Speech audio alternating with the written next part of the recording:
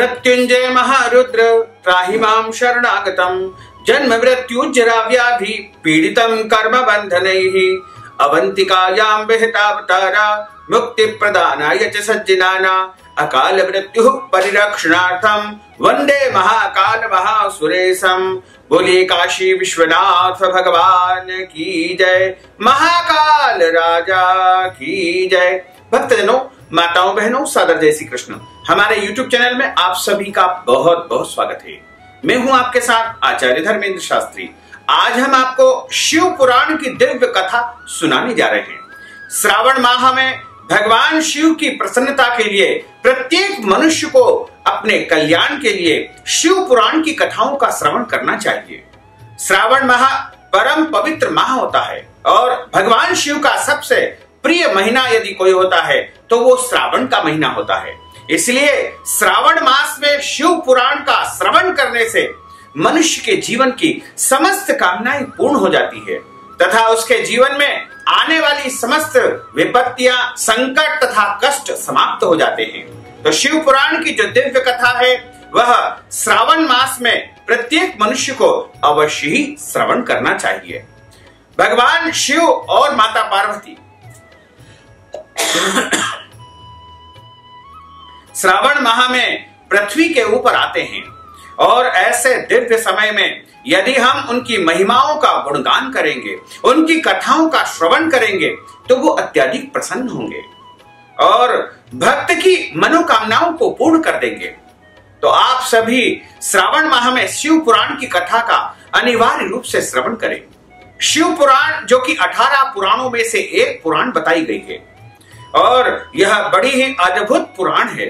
इसमें भगवान शिव की महिमाओं का दिव्य रूप से वर्णन किया गया है और श्रावण माह में पूरे महीने यदि कोई शिव पुराण का श्रवण करता है तो उसके जीवन के सारे कष्ट, सारे संकट, सारी विपत्तियां समाप्त हो जाती है तथा उसके जीवन में उसे समस्त सुखों की प्राप्ति होती है और धर्म, अर्थ, काम और अंत समय में उसे शिवलोक की प्राप्ति होती है।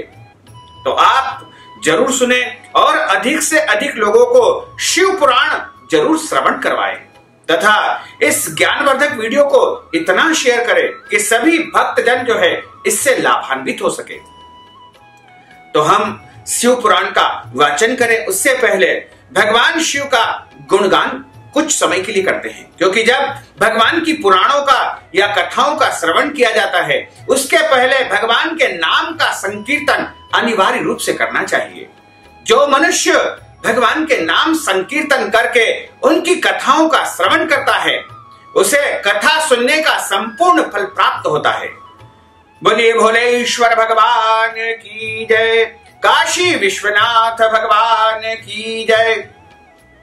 ओम नमः शिवाय, ओम नमः शिवाय, ओम नमः शिवाय, ओम नमः शिवाय, ओम नमः शिवाय, ओम नमः शिवाय, ओम नमः शिवाय, ओम नमः शिवाय, ओम नमः शिवाय, ओम नमः शिवाय, ओम नमः शिवाय, ओम नमः शिवाय।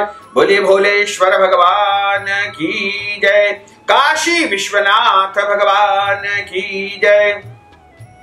नमामि शमीशान निर्वाण रूपम विभुम व्यापकम ब्रह्म वेद स्वरूपम निजम निर्गुणम निर्विकल्पम निरीहम चिदाकाशमाकाश वासम भजेहम गिरा ज्ञान गौतीतमीशम गिरीशम करालम महाकाल कालम कृपालम गुणागार संसार पारम नतोहम तुषाराद्रि शंका से गौरम गभीरम मनोभूत कोटि प्रभासी शरीरम स्फुरन्मोली कल्लोली निमचारु गंगा लसत बाल बालेन्दु कंठे भुजंगा चलत कुंडलम भ्रूसु नेत्रम विशालम प्रसन्नाननम नीलकंठम दयालुम मृगाधीश चर्मांबरम मुंड बालम प्रियम शंकरम सर्वनाथम भजामि प्रचंडम प्रकष्टम प्रगल्भम परेशम अखंडम अजम भानु कोटि प्रकाशम त्रयशूल निर्मूलनम शूलपाणिम भजेहम भवानी पतिम भावगम्यम कलातीत कल्याण कल्पांतकारी सदा सच्चिदानंद दाता पुरारी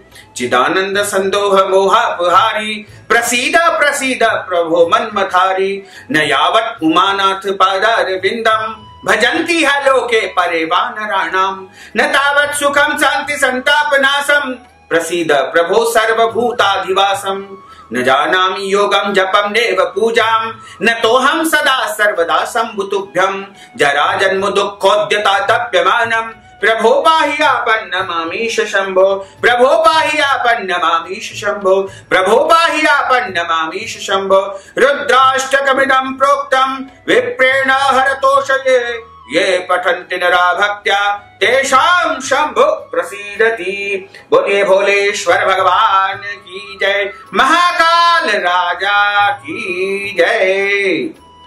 अब हम आपको शिव पुराण की दिव्य कथा सुनाने जा रहे हैं और इस कथा को श्रवण करने के पहले 12 ज्योतिर्लिंगों का स्मरण हमें करना चाहिए तथा वीडियो के माध्यम से हम आपको 12 ज्योतिर्लिंगों का दर्शन भी करवाएंगे।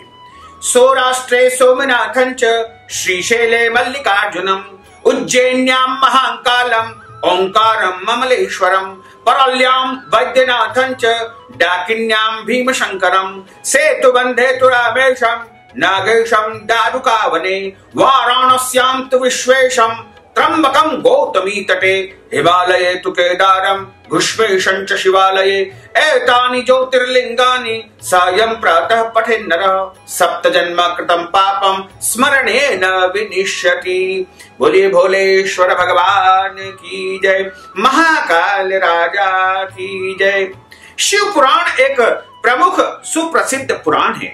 18 पुराणों में से एक पुराण है शिव पुराण, जिसमें परात्पर परब्रह्म परमेश्वर के शिव यानी कल्याणकारी स्वरूप का तात्विक विवेचन, रहस्य, महिमा और उपासना का विस्तृत रूप से वर्णन किया गया है। भगवान शिव मात्र पौराणिक देवता ही नहीं अपितु वे पंच देवों में प्रधान अनादि सिद्ध परमेश्वर है एवं निगमागम आदि सभी शास्त्रों में महिमा मंडित महादेव है। वेदों ने इस परम तत्व को अव्यक्त, अजन्मा, सबका कल्याण करने वाले, विश्व प्रपंच का सृष्टा, पालक एवं संहारक कहकर उनका गुणगान किया है। श्रुतियों ने सदाशिव को स्वयंभू शांत प्रपंचातीत परात्पर परम तत्व ईश्वरों के भी परम महेश्वर कह करके स्तुति की है। शिव का अर्थ ही कल्याण स्वरूप है, कल्याण प्रदाता है। पर ब्रह्मा के इस कल्याण रूप की उपासना उच्च कोटि के सिद्धों, आत्म कल्याणकामी साधकों, सर्वसाधारण आस्तिक जनों सभी के लिए परम मंगलमय, परम कल्याणकारी, सर्व सिद्धिदायक और श्रेयस्कर है। शास्त्रों में उल्लेख मिलता है कि देव, धनुष, ऋषि, महर्षि, योगिंद्र, मुनिंद्र, सिद्ध, गंधर्व ही नहीं अपितु ब्रह्मा विष्णु तक इन महादेव की उपासना करते हैं। भगवान श्री राम तथा भगवान श्री कृष्ण के तो परम आराध्य महादेव है। यह सर्वविदित तथ्य है कि प्राचीन काल से ही शिव उपासना का प्रचार प्रसार एवं बाहुल्य मात्र भारत ही नहीं अपितु विश्व के समस्त देशों में होता आ रहा है। और श्रावण माह में भोले बाबा की आराधना करने का विशेष पुण्य फल प्राप्त होता है। पूरे महीने श्रावण माह में भक्त उपासना करते हैं तथा व्रत रखते हैं और जप तप करके भोले बाबा को प्रसन्न करते हैं।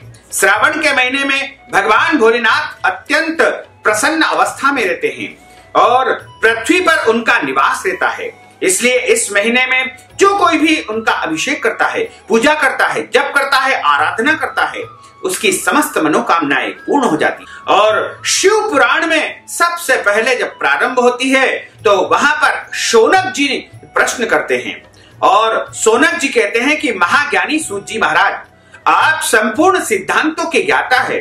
प्रभु, मुझसे पुराणों की कथाओं के सार तत्व का विशेष रूप से वर्णन कीजिए। ज्ञान और वैराग्य सहित भक्ति से प्राप्त होने वाले विवेक की वृद्धि कैसे हो तथा साधु पुरुष किस प्रकार अपने काम, क्रोध आदि मानसिक विकारों का निवारण करते हैं। इस घोर कलिकाल में जीव प्रायः आसुर स्वभाव के हो गए हैं। उस जीव समुदाय को शुद्ध देवी संपत्ति से युक्त बनाने के लिए सर्वश्रेष्ठ उपाय क्या है? आप इस समय मुझे ऐसा कोई शाश्वत साधन बतलाइए जो कल्याणकारी वस्तुओं में भी सबसे उत्कृष्ट एवं परम मंगलकारी हो तथा पवित्र करने वाला हो, उपायों में भी सर्वोत्तम पवित्र कारक उपाय हो।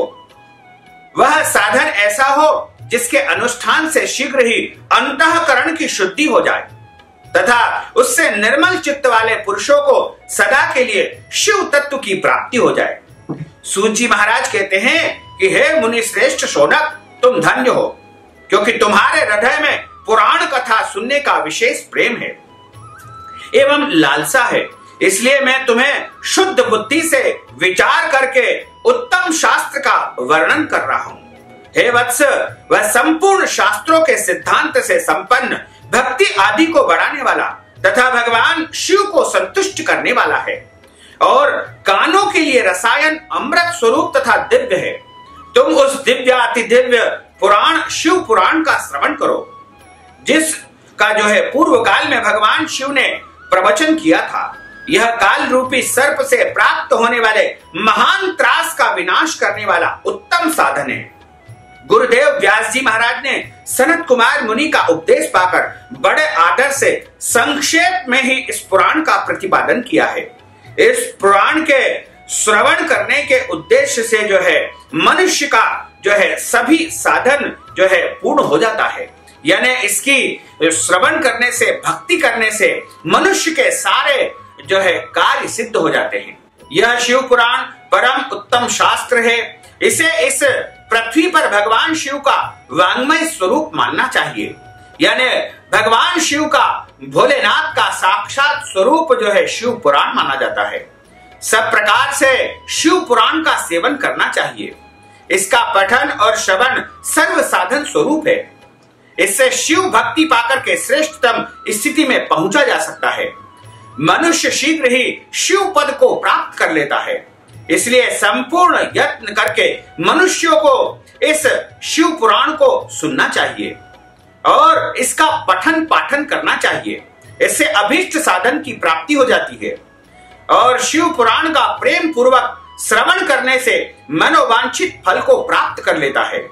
भगवान शिव के इस पुराण को सुनने से मनुष्य जन्म जन्मांतर के पापों से मुक्त हो जाता है तथा इस जीवन में बड़े बड़े उत्कृष्ट भोगों का उपभोग करके अंत में वह शिव लोक को प्राप्त कर लेता है। यह शिव पुराण नामक ग्रंथ 24,000 श्लोकों से युक्त है। इसकी 7 संहिताएं हैं। मनुष्य को चाहिए कि वह भक्ति, ज्ञान और वैराग्य से संपन्न होकर के बड़े आदर से इस पुराण का श्रवण करे। 7 संहिताओं से युक्त यह दिव्य शिव पुराण परब्रह्म परमात्मा के समान विराजमान है और सबसे उत्कृष्ट गति को प्रदान करने वाला है।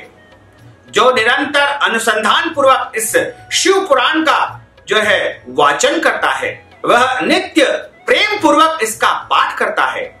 वह पुण्यात्मा निश्चय ही उत्तम बुद्धि वाला पुरुष अंत काल में भक्ति पूर्वक इस पुराण को सुनता है। उस पर भगवान महेश्वर परम कृपा बरसाते हैं। जो प्रतिदिन आदर पूर्वक इस शिव पुराण का पूजन करता है, वह इस संसार में संपूर्ण भोगों को प्राप्त करके अंत में भगवान शिव के पद को प्राप्त कर लेता है। जो मनुष्य प्रतिदिन आलस्य रहित होकर के रेशमी वस्त्र आदि के वेष्टन से शिव पुराण का सत्कार करता है, वह सदा सुखी होता है। यह शिव पुराण निर्मल तथा भगवान शिव का सर्वस्व है। जो इहलोक और परलोक में भी सुख चाहता है, उसे आदर पूर्वक शिव पुराण का श्रवण करना चाहिए। यह निर्मल एवं उत्तम शिव पुराण है। धर्म, अर्थ, काम और मोक्ष रूप चारों पुरुषार्थ को देने वाला है। अतः सदा प्रेम पूर्वक इसका श्रवण तथा पाठ करना चाहिए। सोनक जी महाराज कहते हैं कि हे महाभाग सूत जी महाराज, आप धन्य है, परमार्थ तत्व के ज्ञाता है।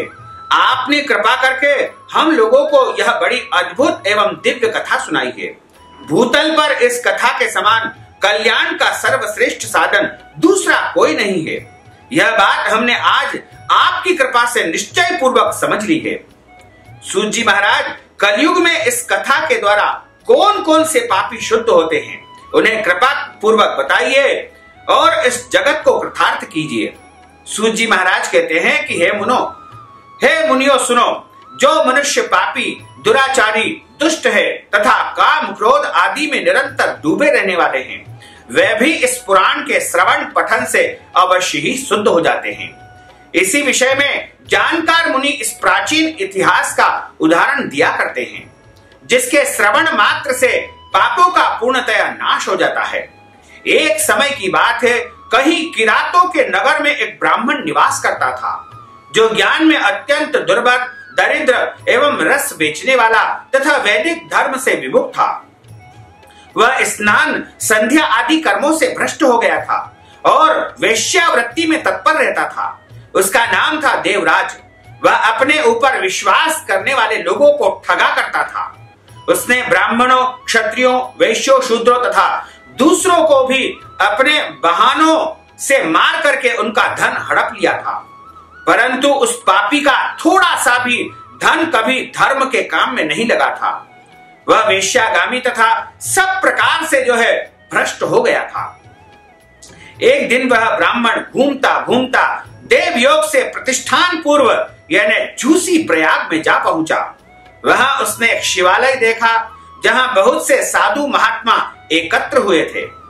देवराज उस शिवालय में ठहर गया, किंतु वहां उस ब्राह्मण को ज्वर आ गया। उस ज्वर से उसको बड़ी पीड़ा होने लगी।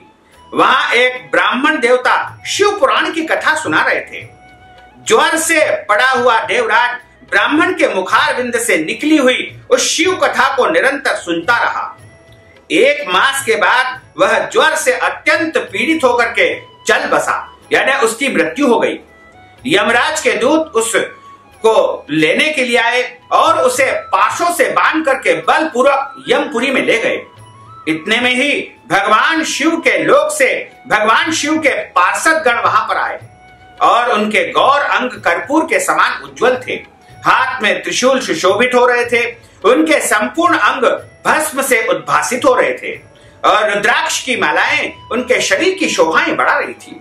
सब के सब क्रोध पूर्वक यमपुरी में गए और यमराज के दूतों को मार पीट करके बारंबार धमका करके उन्होंने देवराज नामक उस ब्राह्मण की आत्मा को यमराज के चंगुल से छुड़ा लिया और अत्यंत अद्भुत विमान में बैठा करके जब वे शिवदूत कैलाश जाने को तैयार हुए, उस समय यमदूती यमपुरी में बड़ा भारी कोलाहल मच गया। उस कोलाहल को सुन करके धर्मराज अपने भवन से बाहर निकले और भवन से जब बाहर आए तो उन्होंने साक्षात दूसरे रुद्र के समान प्रतीत होने वाले उन चारों दूतों को देख करके धर्मज्ञ धर्मराज उनका विधि पूर्वक पूजन किया और ज्ञान दृष्टि से देख करके सारा वृत्तांत जान लिया। उन्होंने भय के कारण भगवान शिव के उन महात्मा दूतों से कोई बात नहीं पूछी, उल्टे उन सबकी पूजा तथा प्रार्थना की। तत्पश्चात वे शिवदूत कैलाश को चले गए और वहां पहुंचकर उन्होंने उस ब्राह्मण को दया सागर सांब शिव के हाथों में दे दिया। शौनक जी महाराज कहते हैं कि महाभाग सूत जी, आप सर्वज्ञ है महामते, आपके इस कृपा प्रसाद से मैं बारंबार कृतार्थ हुआ हूं।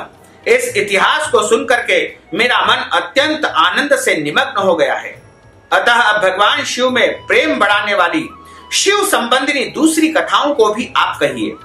सूत जी महाराज कहते हैं कि शौनक जी सुनो, मैं तुम्हारे सामने गोपनीय कथा वस्तु को भी वर्णन करूंगा, क्योंकि तुम शिव भक्तों में अग्रगण्य तथा वेद वेत्ताओं में श्रेष्ठ हो। समुद्र के निकटवर्ती प्रदेश में एक वाशकल नामक ग्राम है, जहां वैदिक धर्म से विमुख महापापी द्विज निवास करते हैं। वे सब के सब बड़े दुष्ट हैं। उनका मन दूषित विषय भोगों में लगा रहता है।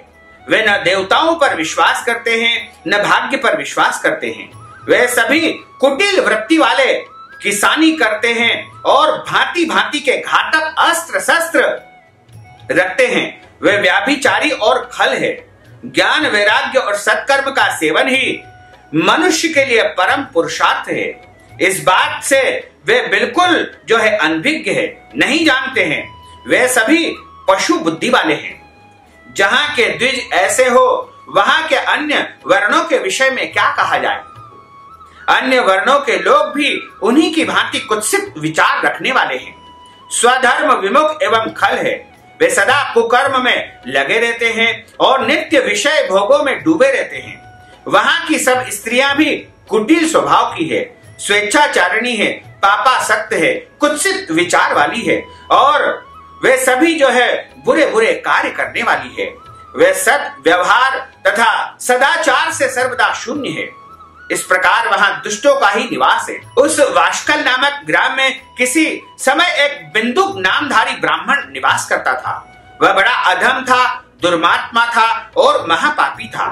यद्यपि उसकी स्त्री बड़ी सुंदरी थी तो भी वह कुमार्ग पर ही चलता था। उसकी पत्नी का नाम चंचुला था। वह सदा उत्तम धर्म के पालन में लगी रहती थी, तो भी उसे छोड़ करके वह दुष्ट ब्राह्मण वेश्यागामी हो गया। इस तरह कुकर्म में लगे हुए उस बिंदुक के बहुत वर्ष व्यतीत हो गए। उसकी स्त्री चंचुला काम से पीड़ित होने पर भी स्वधर्म नाश के भय से क्लेश सहकर भी दीर्घ काल तक धर्म से भ्रष्ट नहीं हुई, परंतु दुराचारी पति के आचरण से प्रभावित होकर के आगे चलकर वह स्त्री भी दुराचारिणी हो गई। इस तरह दुराचार में डूबे हुए उन मूढ़ चित्त वाले पति पत्नी का बहुत सा समय व्यतीत हो गया।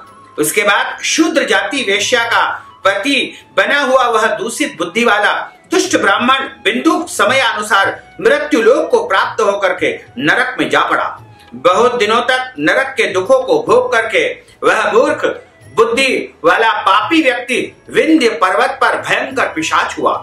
इधर उस दुराचारी पति बिंदु के मर जाने पर वह मूढ़ हृदया चंचुला बहुत समय तक पुत्रों के साथ अपने घर में ही रही। एक दिन देवयोग से किसी पुण्य पर्व के आने पर वह स्त्री भाई बंधुओं के साथ गोकर्ण क्षेत्र में गई। तीर्थ यात्रियों के संगम से उसने भी उस समय जाकर किसी तीर्थ में जाकर के जल में स्नान किया। फिर वह साधारणतया मेला देखने की दृष्टि से बंधुजनों के साथ यत्र तत्र घूमने लगी और घूमती घामती किसी देव मंदिर में पहुंच गई और वहां उसने एक देवज्ञ ब्राह्मण के मुख से भगवान शिव की परम पवित्र एवं मंगलकारिणी उत्तम पौराणिक कथा को सुनी। कथावाचक ब्राह्मण कह रहे थे कि जो स्त्रियां पर पुरुषों के साथ व्याभिचार करती है, जब यमराज के दूत उनकी योनि में तपे हुए लोहे का परीख डालते हैं। पौराणिक ब्राह्मण के मुख से यह वैराग्य बढ़ाने वाली कथा को सुन करके चंचुला भय से व्याकुल होकर के थर थर कांपने लगी। जब कथा समाप्त हुई और सुनने वाले सब लोग वहां से बाहर चले गए, तब वह भयभीत नारी एकांत में शिव पुराण की कथा बांचने वाले उन ब्राह्मण देवता से बोली। चंचुला ने कहा कि हे ब्राह्मण, मैं अपने धर्म को नहीं जानती थी, इसलिए मेरे द्वारा बड़ा दुराचार हुआ है। हे स्वामिन, मेरे ऊपर अनुपम कृपा करके मेरा उद्धार कर दीजिए। आज आपके वैराग्य रस से ओतप्रोत इस प्रवचन को सुन करके मुझे बड़ा भय लग रहा है। मैं कांप उठी हूं और मुझे इस संसार से वैराग्य हो गया है। मुझ मूढ़ चित्त वाली पापिनी को धिक्कार है। मैं सर्वथा निंदा के योग्य हूं, कुत्सित विषयों में फंसी हुई हूं और अपने धर्म से विमुख हो गई हूं। हाय, न जाने किस किस घोर कष्टदायक दुर्गति में मुझे पड़ना पड़ेगा और वहां कौन बुद्धिमान पुरुष कुमार्ग में मन लगाने वाली मुझ पापिन का साथ देगा। मृत्यु काल में उन भयंकर यमदूतों को मैं कैसे देखूंगी। जब वे बलपूर्वक मेरे गले में फंदे डाल करके मुझे बांधेंगे, तब मैं कैसे धीरज धारण कर सकूंगी। नरक में जब मेरे शरीर के टुकड़े टुकड़े किए जाएंगे, उस समय विशेष दुख देने वाली उस महायातना को मैं कैसे सहन कर सकूंगी। हाय, मैं मारी गई, मैं जल गई, मेरा हृदय विदीर्ण हो गया और मैं सब प्रकार से नष्ट हो गई हूं, क्योंकि मैं हर प्रकार के पापों में डूबी रही हूं। हे ब्राह्मण, आप तो परम ज्ञानी हैं और आप मेरे गुरु हैं, आप ही माता है, आप ही पिता है। मैं आपकी शरण में आई हूं। आप मुझ अबला पर जो है कृपा कीजिए तथा मेरा उद्धार कीजिए। सूत जी महाराज कहते हैं कि शौनक जी, इस प्रकार खेद और वैराग्य से युक्त वह चंचुला ब्राह्मण देवता के दोनों चरणों में गिर गई। तब उन बुद्धिमान ब्राह्मण ने कृपा पूर्वक उसे उठाया और कहने लगे।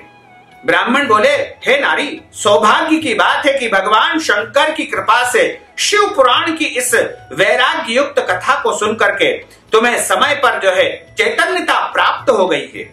ब्राह्मण पत्नी, तुम डरो मत, भगवान शिव की शरण में जाओ। शिव की कृपा से तुम्हारे सारे पाप तत्काल नष्ट हो जाएंगे। मैं तुमसे भगवान शिव की कीर्तिका की से युक्त परम वस्तु का वर्णन करूंगा, जिसमें तुम्हें सदा सुख देने वाली उत्तम गति प्राप्त होगी। शिव की उत्तम कथा सुनने से तुम्हारी बुद्धि इस तरह पश्चाताप से युक्त होकर के शुद्ध हो गई है, साथ ही तुम्हारे मन में विषयों के प्रति वैराग्य हो गया है। पश्चाताप ही पाप करने वाले पापियों के लिए सबसे बड़ा प्रायश्चित है। सत्पुरुषों ने सबके लिए पश्चाताप ही समस्त पापियों का शोधक बताया है। पश्चाताप ही पापों की जो है शुद्धि करता है।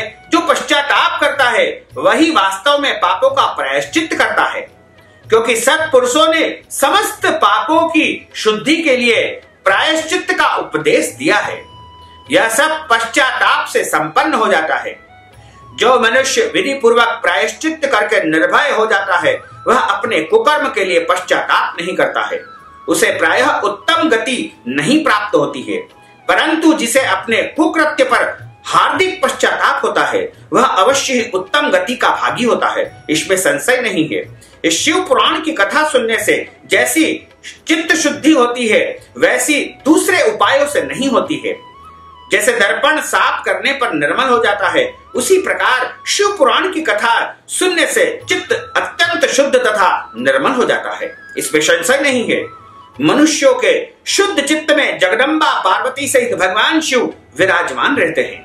इसमें वह विशुद्धात्मा पुरुष श्री सांब सदाशिव के पद को प्राप्त होता है। इस उत्तम कथा का श्रवण समस्त मनुष्यों के लिए कल्याण का बीज है। अतः यथोचित शास्त्रोक्त मार्ग से इसकी आराधना अथवा सेवा करनी चाहिए। यह भव सागर से पार करवाने वाली है और समस्त रोगों का नाश करवाने वाली है। भगवान शिव की कथा को सुन करके फिर अपने हृदय में उसका मनन एवं निधिध्यासन करना चाहिए। इससे पूर्णतः चित्त की शुद्धि हो जाती है। चित्त शुद्धि होने पर महेश्वर की भक्ति अपने दोनों पुत्रों यानी ज्ञान और वैराग्य के साथ निश्चय ही प्रकट होती है। तत्पश्चात महेश्वर के अनुग्रह से दिव्य मुक्ति प्राप्त हो जाती है, इसमें संशय नहीं है। जो मुक्ति से वंचित है उसे पशु समझना चाहिए, क्योंकि उसका चित्त माया के बंधन से आसक्त है, वह निश्चय ही संसार बंधन से मुक्त नहीं हो पाता है। हे ब्राह्मण पत्नी, इसलिए तुम विषयों से मन हटा लो और भक्ति भाव से भगवान शंकर की इस पावन कथा का श्रवण करो। परमात्मा शंकर की इस कथा को सुनने से तुम्हारे चित्त में शुद्धि होगी और इससे तुम्हें मोक्ष की प्राप्ति हो जाएगी। जो निर्मल चित्त से भगवान शिव के चरणारविंदों का चिंतन करता है, उसकी एक ही जन्म में मुक्ति हो जाती है। यह मैं तुमसे सत्य कहता हूं। सूत जी महाराज कहते हैं कि शौनक जी, इतना कहकर श्रेष्ठ शिव भक्त ब्राह्मण चुप हो गए। उनका हृदय करुणा से भर आया। वे शुद्ध चित्त भगवान शिव के ध्यान में मग्न हो गए। उसके बाद बिंदुक की पत्नी चंचला मन ही मन प्रसन्न हो उठी। ब्राह्मण का उक्त उपदेश सुनकर के उसके नेत्रों में आनंद के आंसू झलक गए। वह ब्राह्मण पत्नी चंचला हर्ष भरे हृदय से उन श्रेष्ठ ब्राह्मणों के दोनों चरणों में गिर करके हाथ जोड़ करके बोली, हे कृतार्थ, हे परमात्मा, हे महात्मा, आज मैं धन्य हो गई हूं, आज मैं कृतकृत्य हो गई हूं। तत्पश्चात उठ करके वैराग्य युक्त उत्तम बुद्धि वाली वह स्त्री, जो अपने पापों के कारण आतंकित थी, उन महान शिव भक्त ब्राह्मण से हाथ जोड़ करके गदगद वाणी से बोली। चंचला कहती है कि हे ब्राह्मण, शिव भक्तों में श्रेष्ठ स्वामिन, आप धन्य है, परमार्थदर्शी है और सदा परोपकार में आप लगे रहते हैं, इसलिए श्रेष्ठ साधु पुरुषों में प्रशंसा के योग्य हैं। हे साधो, मैं नरक के समुद्र में गिरी जा रही हूं और आप मेरा उद्धार कीजिए, उद्धार कीजिए। पौराणिक अर्थ तत्व से संपन्न जिस सुंदर शिव पुराण कथा को सुनकर के मेरे मन में संपूर्ण विषयों से वैराग्य उत्पन्न हो गया है। उसी शिव पुराण को सुनने के लिए इस समय मेरा मन बड़ी श्रद्धा से जो है भर आया है। सूत जी महाराज कहते हैं कि ऐसा कह करके हाथ जोड़ करके उनका अनुग्रह पा करके चंचला तो शिव पुराण की कथा सुनने की इच्छा मन में जो है प्रकट करती है और ब्राह्मण देवता की सेवा में तत्पर वहां हो गई और वहां पर निवास करने लगी। उसके बाद शिव भक्तों में श्रेष्ठ और शुद्ध बुद्धि वाले उन ब्राह्मण देव ने उसी स्थान पर उस स्त्री को शिव पुराण की उत्तम कथा सुनाई।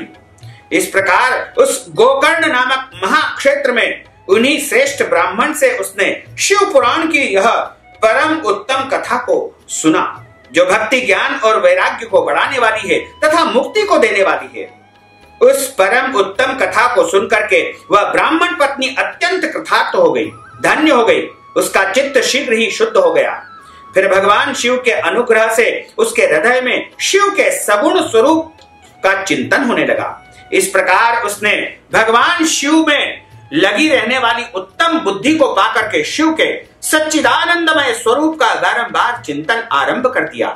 तत्पश्चात समय के पूरे होने पर भक्ति ज्ञान और वैराग्य से युक्त हुई चंचुला ने अपने शरीर को बिना किसी कष्ट के त्याग दिया।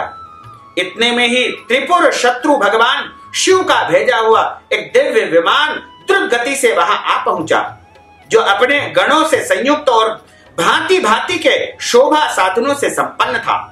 चंचुला उस विमान पर आरूढ़ हो गई और भगवान शिव के श्रेष्ठ पार्षदों ने उसे तत्काल शिवपुरी में पहुंचा दिया। उसके सारे मेल धुल गए और वह परम पवित्र हो गई। वह दिव्य स्वरूप धारिणी दिव्यांगना हो गई। उसके दिव्य अव्यय उसकी शोभा बढ़ाते थे। मस्तक पर अर्धचंद्र का मुकुट धारण किए हुए वह गौरांगी देवी शोभाशाली दिव्य आभूषणों से विभूषित थी। शिवपुरी में पहुंचकर उसने सनातन देवता त्रिनेत्रधारी महादेव जी के दर्शन किए। सभी मुख्य मुख्य देवता उनकी सेवा में आकर के खड़े हो गए। गणेश, भृंगी, नंदीश्वर तथा वीरभद्रेश्वर आदि उनकी सेवा में उत्तम भक्ति भाव से उपस्थित थे। उनकी अंग कांति करोड़ों सूर्यों के समान प्रकाशित हो रही थी। कंठ में नील चिन्ह शोभा पाता था। 5 मुख एवं प्रत्येक मुख में 3-3 नेत्र थे। मस्तक पर अर्धचंद्राकार मुकुट शोभायमान था। उन्होंने अपने वामांग भाग में गौरी देवी को बिठा रखा था, जो विद्युत पुंज के समान प्रकाशित थी। गौरीपति महादेव की कांति कर्पूर के समान गौर थी। उनका सारा शरीर श्वेत भस्म से भासित था। शरीर पर सफेद वस्त्र शोभायमान हो रहे थे। इस प्रकार परम उज्जवल भगवान शंकर का दर्शन करके वह ब्राह्मण की पत्नी चंचला मन ही मन गदगद हो गई, प्रसन्न हो गई। अत्यंत प्रीति युक्त होकर के, बड़ी उतावली होकर के भगवान को वह बारंबार नमन करने लगी, प्रणाम करने लगी। फिर हाथ जोड़ करके वह बड़े प्रेम और आनंद और संतोष से युक्त हो गई और विनीत भाव से खड़ी हो गई। उसके नेत्रों में आनंद की अश्रुधाराएं विरल बहने लगी तथा संपूर्ण शरीर में रोमांच हो गया। उस समय भगवती पार्वती और भगवान शंकर ने उसे बड़ी करुणा के साथ अपने पास बुलाया और सौम्य दृष्टि से उसकी ओर देखा। पार्वती जी ने तो दिव्य रूप धारिणी बिंदुगा प्रिया चंचुला को प्रेम पूर्वक अपनी सखी बना लिया। वह उस परमानंद घन ज्योति स्वरूप सनातन धाम में अविचल निवास पाकर के दिव्य सौख्य से संपन्न होकर के अक्षय सुख का अनुभव करने लगी। सूत जी महाराज कहते हैं कि हे शौनक जी, एक दिन परमानंद में निमग्न हुई चंचुला ने उमा देवी के पास जाकर के प्रणाम किया और दोनों हाथ जोड़ करके वह स्तुति करने लगी। चंचुला बोली, हे गिरजा नंदिनी, स्कंद की माता उमा जी, मनुष्यों ने सदा आपका सेवन किया है। समस्त सुखों को देने वाली शंभु प्रिय आप ब्रह्म स्वरूपिणी है। विष्णु और ब्रह्मा आदि देवताओं द्वारा सेव्य है। आप ही सगुणा है और निर्गुणा है तथा आप ही सूक्ष्म है। आप ही सच्चिदानंद स्वरूपिणी है। आद्या प्रकृति आप ही हो। आप ही संसार की सृष्टि हो। पालन और संहार करने वाली भी आप हो। तीनों गुणों का आश्रय भी आप हो। ब्रह्मा, विष्णु और महेश्वर, इन तीनों देवताओं का आवास स्थान तथा उनकी उत्तम प्रतिष्ठा करने वाली पराशक्ति भी आप हो। सूत जी महाराज कहते हैं कि शौनक जी, जिसे सद्गति प्राप्त हो चुकी थी, वह चंचुला इस प्रकार महेश्वर पत्नी उमा की स्तुति करके सिर झुकाए चुपचाप खड़ी हुई थी। उसके नेत्रों में प्रेम के आंसू उमड़ रहे थे। तब करुणा से भरी हुई शंकर प्रिया भक्तवत्सला पार्वती देवी ने चंचुला को संबोधित करके बड़े प्रेम से इस प्रकार कहा। माता पार्वती कहने लगी, हे सखी चंचुले, सुंदरी हो, तुम्हारी जो है स्तुति से मैं बहुत प्रसन्न हुई। बोलो क्या वर मांगती हो, तुम्हारे लिए मुझे कुछ भी अदेय नहीं है। यानी जो भी तुम मांगोगी वह तत्काल तुम्हें मैं प्रदान कर दूंगी। वह चंचुला बोली, हे निष्पाप गिरिराज कुमारी, मेरे पति बिंदुक इस समय कहां पर है? उनकी कैसी गति हुई है यह मैं नहीं जानती हूं। हे कल्याणमयी, हे दीनवत्सले, मैं अपने उन पतिदेव जिस प्रकार संयुक्त हो सकूं वैसा कोई उपाय बताइए, क्योंकि मेरे पति इस समय मेरे पास नहीं है और मेरे पति मुझे प्राप्त हो जाए ऐसा कोई वरदान मुझे दे दीजिए। हे महेश्वरी, हे महादेवी, मेरे पति एक शूद्र जाति वैश्या के प्रति आसक्त थे और पाप में डूबे रहते थे। उनकी मृत्यु मुझसे पहले हो गई थी, न जाने वे किस गति को प्राप्त हुए हैं। गिरजा पार्वती बोली, हे बेटी सुनो, तुम्हारा बिंदु नामक वाला जो पति है वह बड़ा ही पापी था। उसका अंतःकरण बड़ा ही दूषित था। वेश्या का उपभोग करने वाला वह महामूढ़ मृत्यु के पश्चात नरक में पड़ा। अगणित वर्षों तक नरक में नाना प्रकार के दुखों को भोग करके वह पापात्मा अपने शेष पाप को भोगने के लिए विंध्य पर्वत पर पिशाच बना हुआ है। इस समय वह पिशाच अवस्था में है और नाना प्रकार के क्लेश वहां पर उठा रहा है। वह दुष्ट वही वायु पी करके सदा जो है अनेक प्रकार के कष्ट सहन कर रहा है। सूत जी महाराज कहते हैं कि हे शौनक जी, गौरी देवी की यह बात को सुन करके उत्तम व्रत का पालन करने वाली चंचुला उस समय पति के महान दुख से दुखी हो गई। फिर मन को स्थिर करके वह ब्राह्मण पत्नी ने व्यथित हृदय से महेश्वरी उमा देवी को प्रणाम करके पुनः पूछा। चंचुला बोली, हे महेश्वरी महादेवी, मुझ पर कृपा कीजिए और दूषित कर्म करने वाले मेरे उस दुष्ट पति का उद्धार कर दीजिए। हे देवी, कुत्सित बुद्धि वाले मेरे उस पापात्मा पति को किस प्रकार और किस उपाय से उत्तम गति प्राप्त हो सकेगी, यह आप कृपा करके मुझे बताइए। मैं आपको बारंबार नमन करती हूँ, प्रणाम करती हूँ। पार्वती ने कहा कि तुम्हारा पति यदि शिव पुराण की पुण्यमयी उत्तम कथा को सुनेगा तो सारी दुर्गति को पार करके वह उत्तम गति का भागी हो सकता है। अमृत के समान मधुर अक्षरों से युक्त गौरी देवी का यह वचन आदर पूर्वक सुन करके चंचुला ने हाथ जोड़ करके मस्तक झुका करके उन्हें बारंबार प्रणाम किया और अपने पति के समस्त पापों की शुद्धि तथा उत्तम गति की प्राप्ति के लिए पार्वती देवी से प्रार्थना की। मेरे पति को शिव पुराण सुनाने की व्यवस्था होनी चाहिए। उस ब्राह्मण पत्नी के बारंबार प्रार्थना करने पर शिव प्रिया गौरी देवी को बड़ी दया आ गई और उन भक्त वत्सला महेश्वरी गिरिराज कुमारी ने भगवान शिव की उत्तम कीर्ति का गान करने वाले गंधर्व राज तुम्बुरु को बुला करके उनसे प्रसन्नता पूर्वक इस प्रकार कहा कि तुम्बुरो, तुम्हारी भगवान शिव में प्रीति है।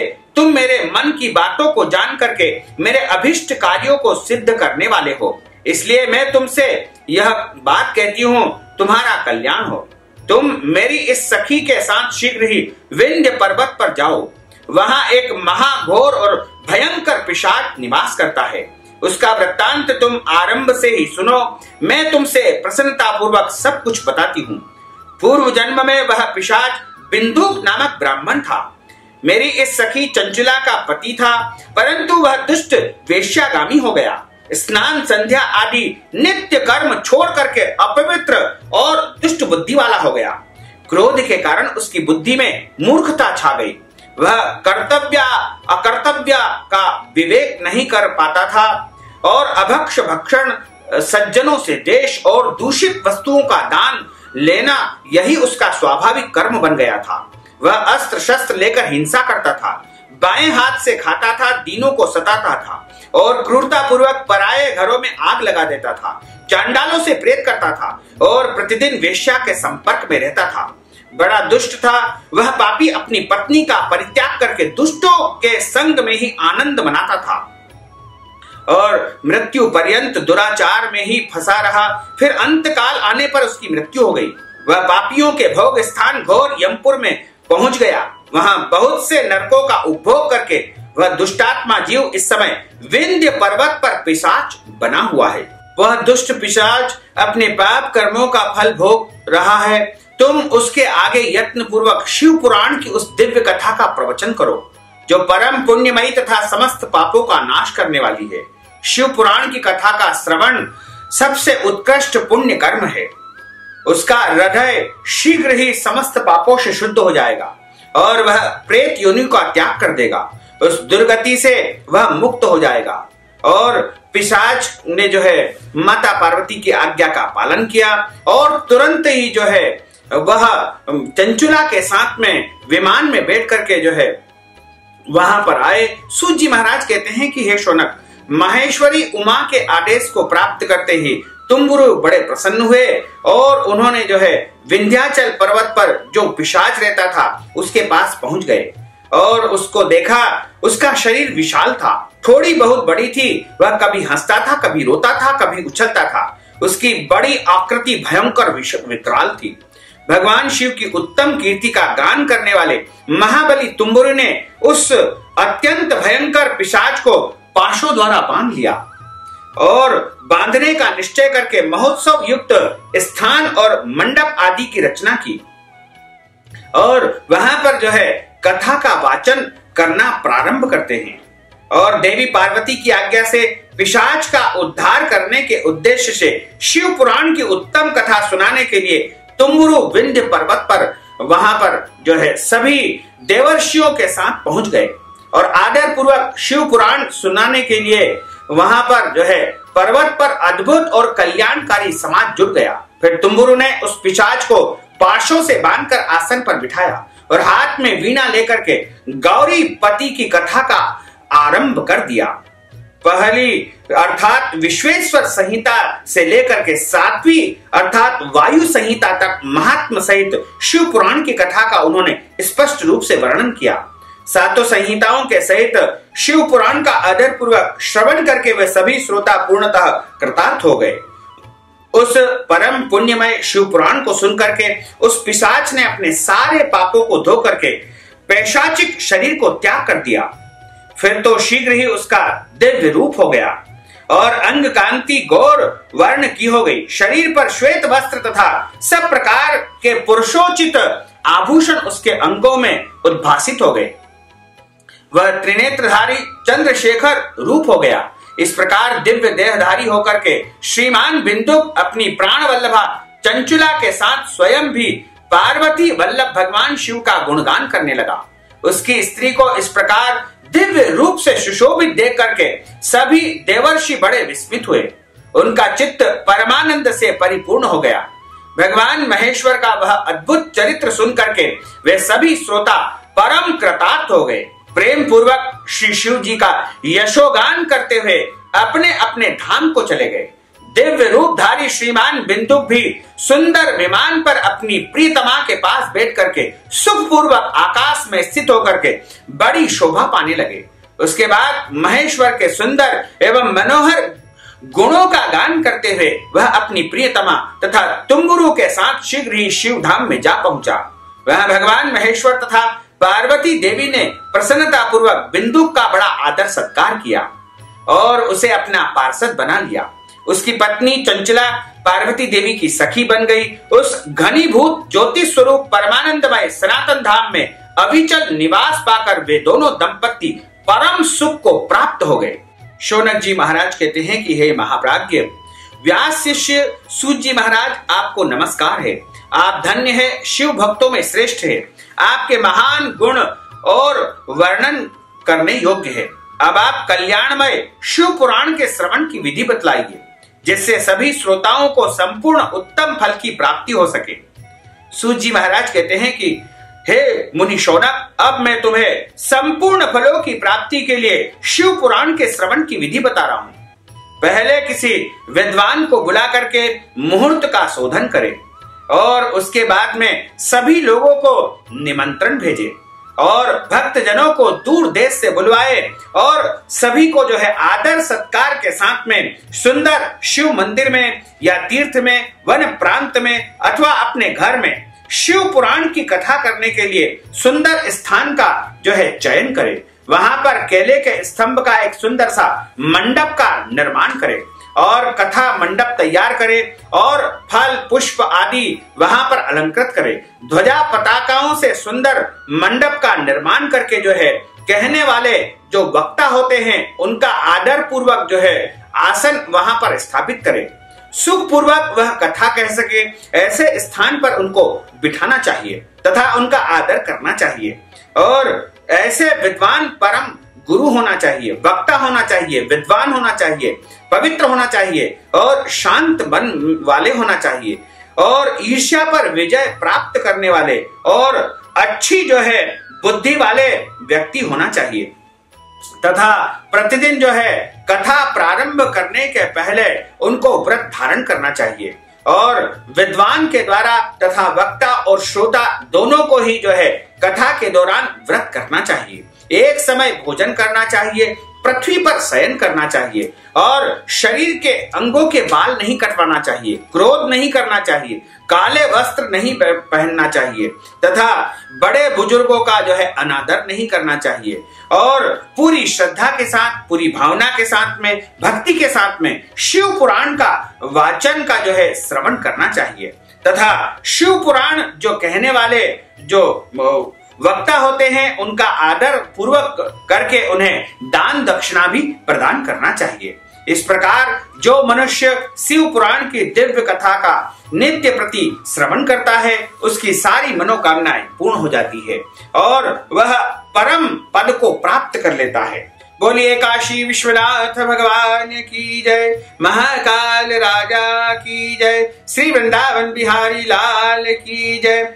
अच्युतम केशवम राम नारायणम कृष्ण दामोदरम वासुदेवम हरे, श्रीधरम माधवम गोपिका वल्लभम, श्री जानकी नायकम श्री रामचंद्रम भजे, जानकी मनोहरम सर्वलोक नायकम, श्री शंकरादि सेवितम पुण्य नाम कीर्तनम, श्री राम राम राम राम राम नाम तायकम, रामा कृष्ण वासुदेवा भक्ति मुक्तिदायकम, रामा कृष्ण वासुदेवा भक्ति मुक्तिदायकम, रामा कृष्ण वासुदेवा भक्ति मुक्तिदायकम। बोलिए काशी विश्वनाथ भगवान की जय। नमः पार्वती पते हर हर महादेव हर। भक्तजनों, माताओं बहनों, हमने जो ज्ञानवर्धक कथा आपको सुनाई है उसको आप अधिक से अधिक लोगों को शेयर करिएगा, लाइक करिएगा, कमेंट करिएगा और यदि अभी तक आपने सब्सक्राइब नहीं किया है तो अभी और इसी समय सब्सक्राइब अवश्य कर लीजिए। आपको और आपके परिवार को सादर जय श्री कृष्ण, सादर धन्यवाद।